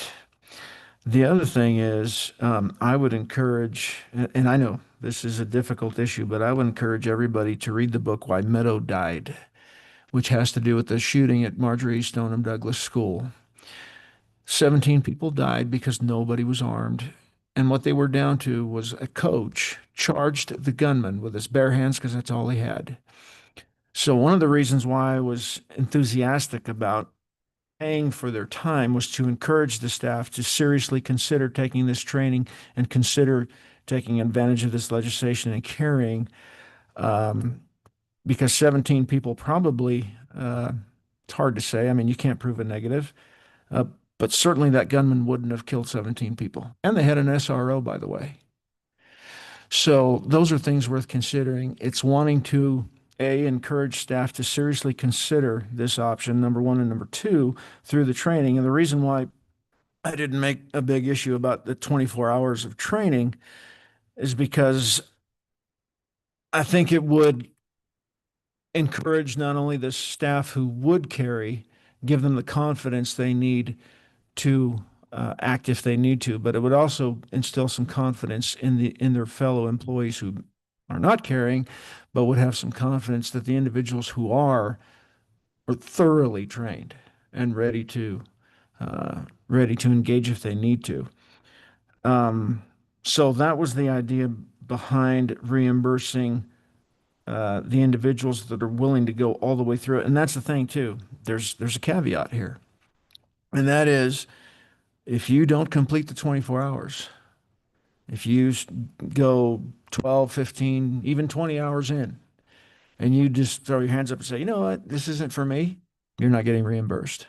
So the gimme from the enrollees would be, you're going to see this thing through, or we're not going to reimburse you.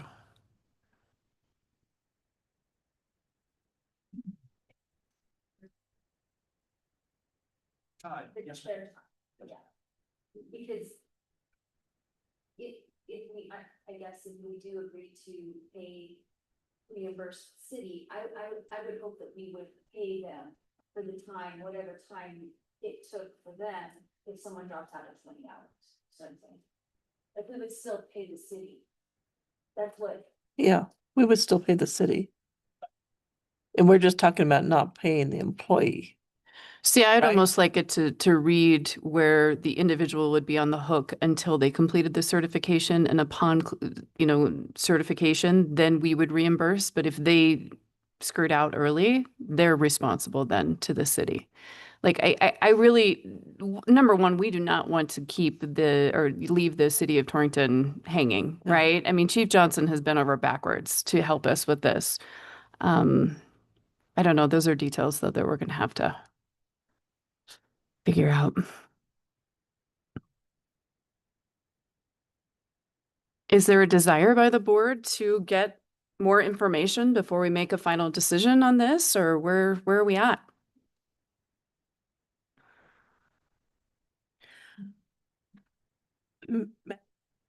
Turn it off. I'm not opposed at all to more information, but I do have a strong feeling as far as if we're going to require, which we just passed that firearms rule, excuse me, that as an employer, if we're going to require our employees to complete a certain amount of training, that we should at least pay for the training. And, pardon me? Their time. And their time. So I do have some feelings that way, but I am more than happy to listen to more information and more ideas.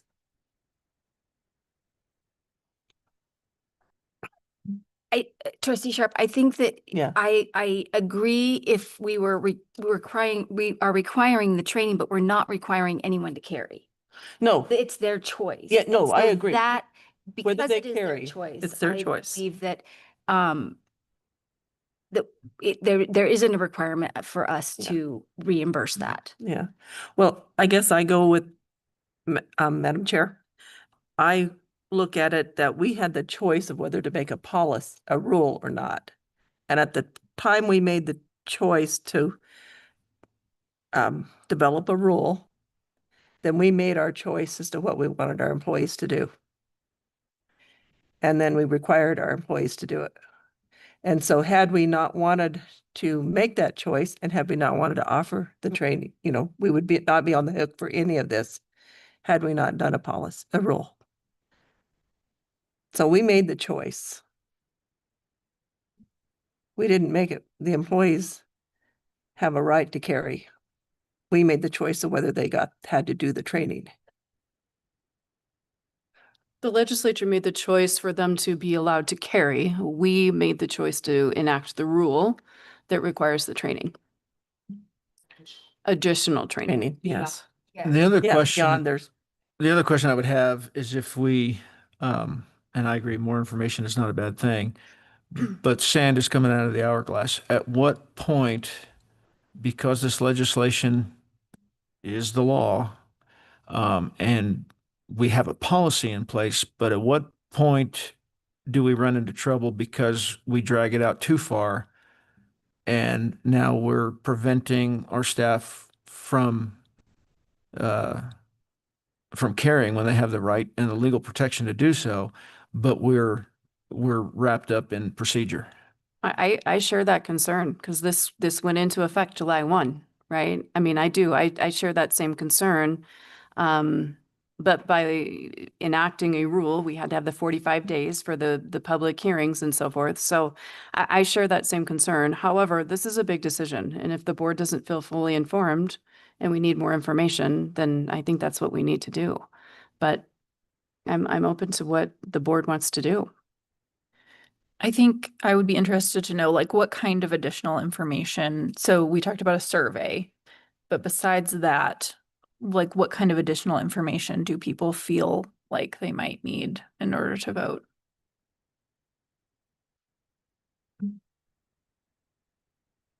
Because we know the amount, an estimate, we know where it would come from if we were not reimbursed by WDE. Exactly. We know there's no guarantee that that will happen. Would not have voted yes. Pretty much we don't. We want a bunch of information that we don't have. We're not gonna know what teachers are gonna wanna sign up because maybe it's just 250-50 here on, personal thoughts and wishes and concerns about it, and I just don't think there's not this information. We're just not gonna get. That I'm about 50-50 on it too. I think there's lots of pros and lots of cons. Or I guess the only one thing that I can see, I'm sitting on. And it's really bad to say, but I don't think there's one of us that has lost a student to a school shooting that are sitting on here. And I guarantee you, if one of us had, our thoughts about some of these little financial details would probably go away real quick. So, and there's lots of people in the United States that have. It's too bad.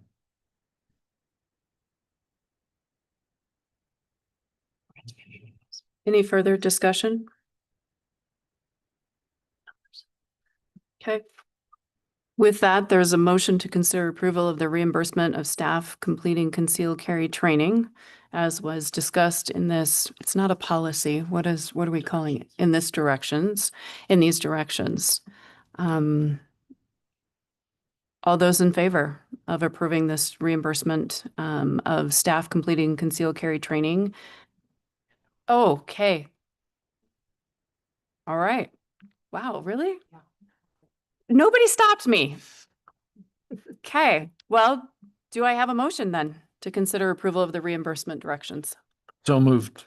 Do I have a second? Second. Okay, any further discussion? All those in favor of approving the reimbursement of staff completing concealed carry training directions that were just discussed, please signify by saying aye. Aye. Aye. Any opposed? Can we do a poll so I can get a count, please? All those in favor? 1, 2, 3. All those opposed? 1, 2, 3. Okay, motion passes. I didn't. Do I need to though? Oh, I have to, don't I? There's not 5 votes, it just. Okay, let's take a poll again. All those in favor? It's 5. All those opposed? 5-3. Motion passes. All right, next new business. Consider approval of offering teaching contracts for the 2025-26 school year. The recommendation is to approve teaching contracts to Michelle Merlino. Is that how you say your name? As an elementary teacher at Lincoln Elementary, Megan Fulbright as an elementary teacher at Trail Elementary, and Denise Grant, pending certification as a special education teacher at Torrington High School for 25-26 school year. May I have a motion? So moved. Is there a second? Any discussion? All those in favor of considering approval of the teaching contracts just listed, please signify by saying aye. Aye. Any opposed? Motion carries. Next on new business is consider approval of special education contract for district vision teacher services for Solient Health LLC for the 25-26 school year at the rate of $95 per hour, not to exceed $13,680. That will come from the general fund reimbursable special education. May I have a motion? I so move. Is there a second? Any discussion?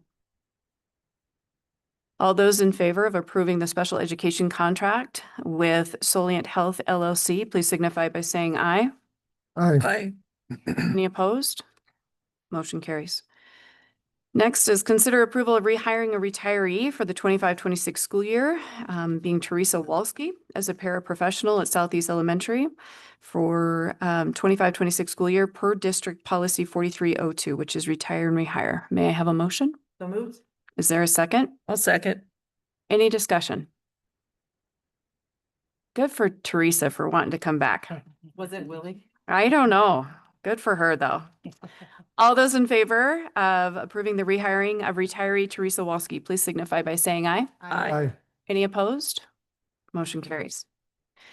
Consider approval of lease renewal with Eastern Wyoming College that's the old cosmetology building for Platte River School in the amount of $22,000 for the term of August 7th, 25 through May 31 of 2026. That comes out of general fund. May I have a motion? Is there a second? Second. Any discussion? Okay. All those in favor of approving the lease with EWC for the 25-26 school year, please signify by saying aye. Aye. Any opposed? Motion carries. All right. Board topics for discussion. Anyone have anything they'd like to discuss? Couple of things that are on my radar. I'd like to discuss with the board, what's the temperature on moving the meetings to the various schools as we previously did?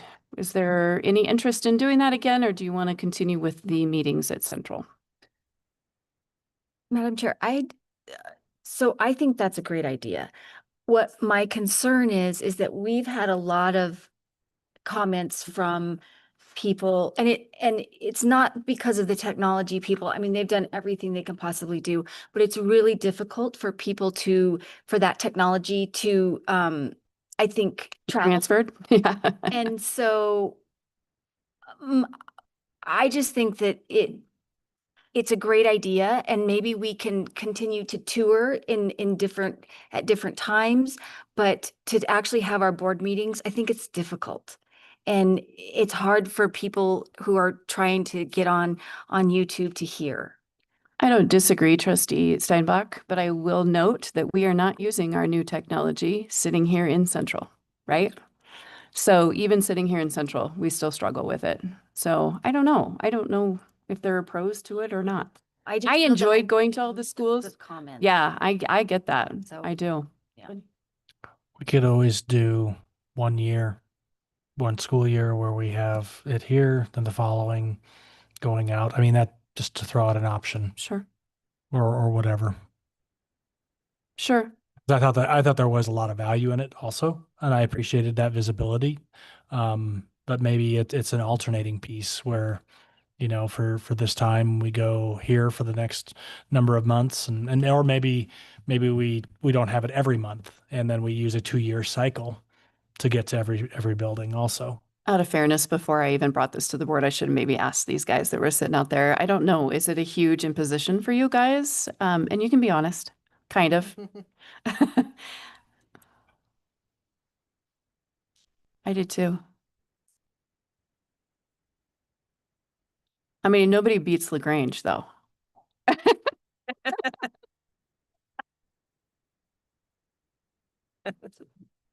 It made me feel like we were more connected with the community. Sometimes it just feels like such an us versus them. I don't know, but I get the technical piece too.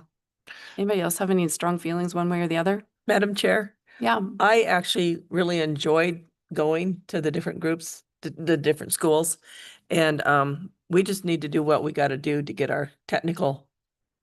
Because we have, not only is it an issue with the YouTube, but we have open meetings laws and stuff that we have to follow. And some of this has to be recorded. And It's so, actually not required to well, be. oh, it's not required? Okay. But so maybe that is, but anyway, I just think that I really enjoyed going around. Now, I would prefer that maybe we could avoid maybe December and January. Traveling clear to LaGrange. Yeah, me too. I sort of figure you two do.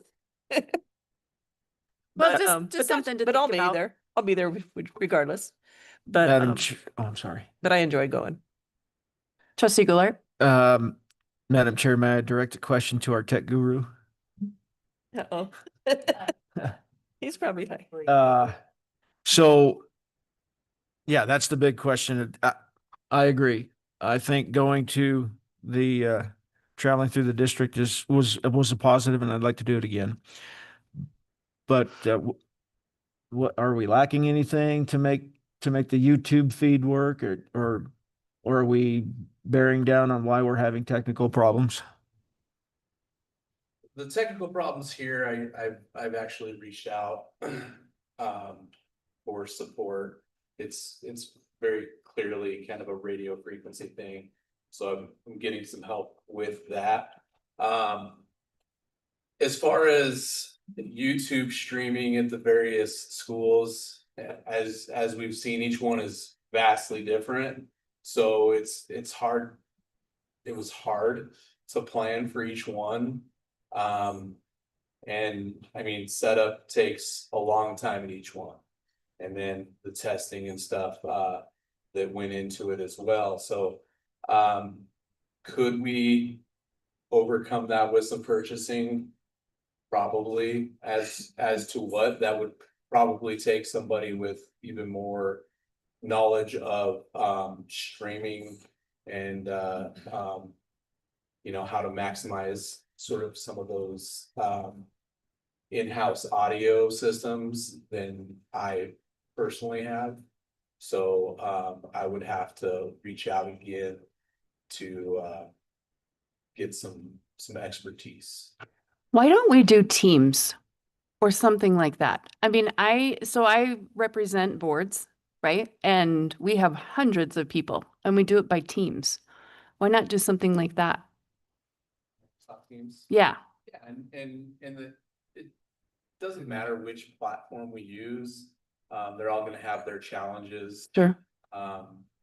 We've got to translate, you know, Zoom or Teams or whichever one to YouTube. And there's a process behind the scenes to do that. And funny enough, we're actually kind of making that transition away from Zoom to Teams in the future. Mhm. To save some money. So Mike, can you dumb it down for me? Why do we translate it to YouTube? Why can't you just have the Teams link and people get on and participate that way? Like, why do we have to go to YouTube? I mean, we do YouTube live is kind of, YouTube's just much more of a generally accepted and easily accessible thing. I mean, we Just we user very friendly. much could do like Facebook Live instead, or even just post a link to our Facebook to join Teams and simplify that. We could. There's no reason. So I don't have a good answer as to why the decision was made to those things. Maybe there was a desire at one point to save those things. Sure. Well, and I think it's the ability to access and interrupt a meeting if we're just on Teams. If I invite you to a Teams, I have you, it's the same as Zoom. If I was in the public, had the Zoom link, I could come on here and start talking right during the middle of your meeting. So your administrator would keep you from doing that. The administrator of the Teams link. But would- you'd have to monitor each individual and then mute them if they started. You mute all participants and then during public comment, you open it in Teams. And we can talk about those details later. That's how we do it. No. Yeah, for my boards, but just something to consider. And the board is not making decision. We're not making a decision tonight. Just give it some thought, because it's something we probably need to make a decision on at some point in time. Sorry, I didn't mean to open up that can of worms, Mike. I know. Not to pour salt in the wound too, but I've heard that many of the schools still don't have internet. Oh, really? I was out at Southeast this morning and they didn't have internet. Really? You got internet now? Okay. I was there at 7. Didn't have it. Just saying. Yeah. Sure. Perfect. Awesome. Nothing to do with the user on that. I know that that's been a nightmare.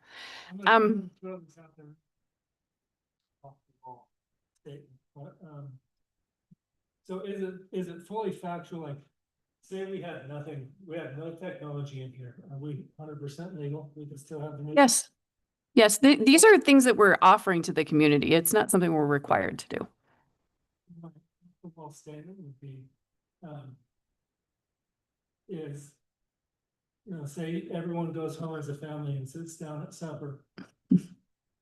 Would you rather have your whole family doing this on their phones while you're trying to eat supper? Or, guys, can we just eat supper without our gosh dang technology now?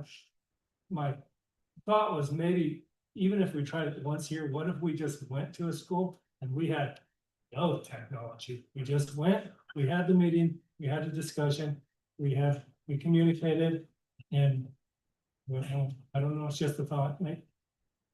Trustee Hager, I don't think it's that far off the wall. Yep. Yeah. Yep. I approve.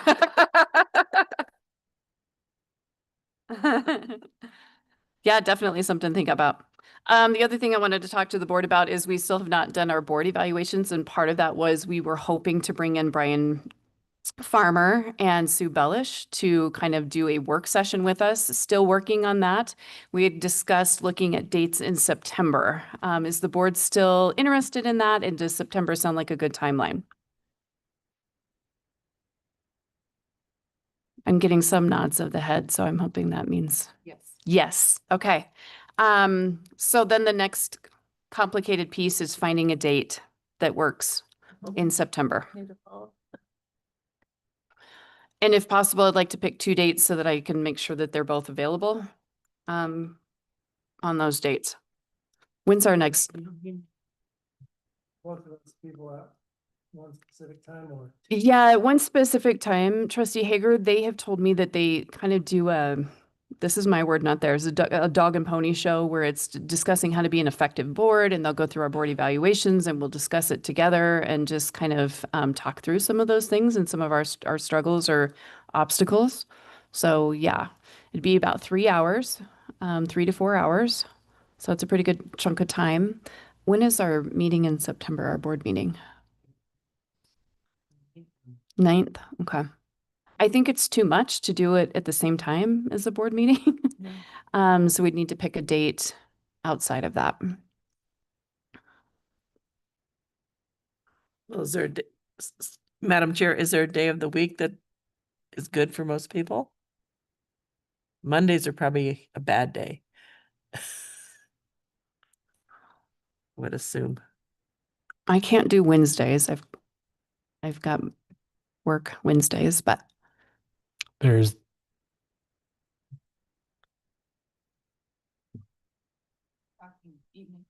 yeah, I would assume that that is what's easiest for everyone is to do an evening. Yeah.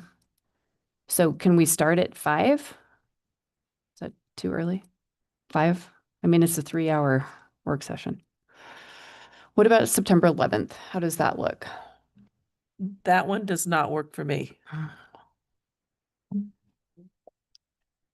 September 18th?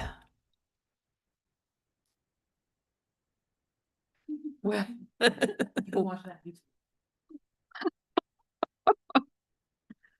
Everybody's a jokester. there's nothing on Yeah, she's There's- claiming to still be under drugs. there's nothing on the 18th. For your dentist appointment. Okay, so 9/18, I'll run that date by them. The next one would be the 25th.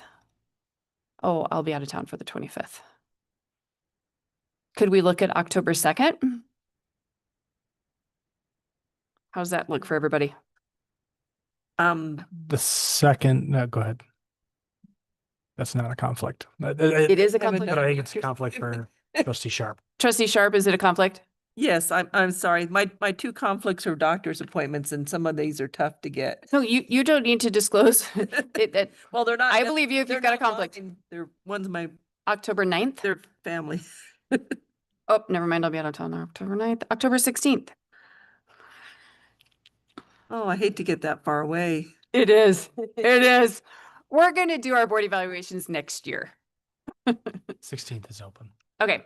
I'm going to ask for September 18th and worst case scenario, October 16th. Okay. Thanks everybody for working through that with me. Okay. I think that's all I've got. Anybody else? October 16th. Okay. Future meetings, 2025 WSBA Fall Regional Meeting will be Wednesday, September 3rd at Converse County School District in Douglas from 6 to 7:30. And then the next regular school board meeting will be Tuesday, September 9th at 6 p.m. at Central. All right, with that, the meeting is adjourned. Thank you all.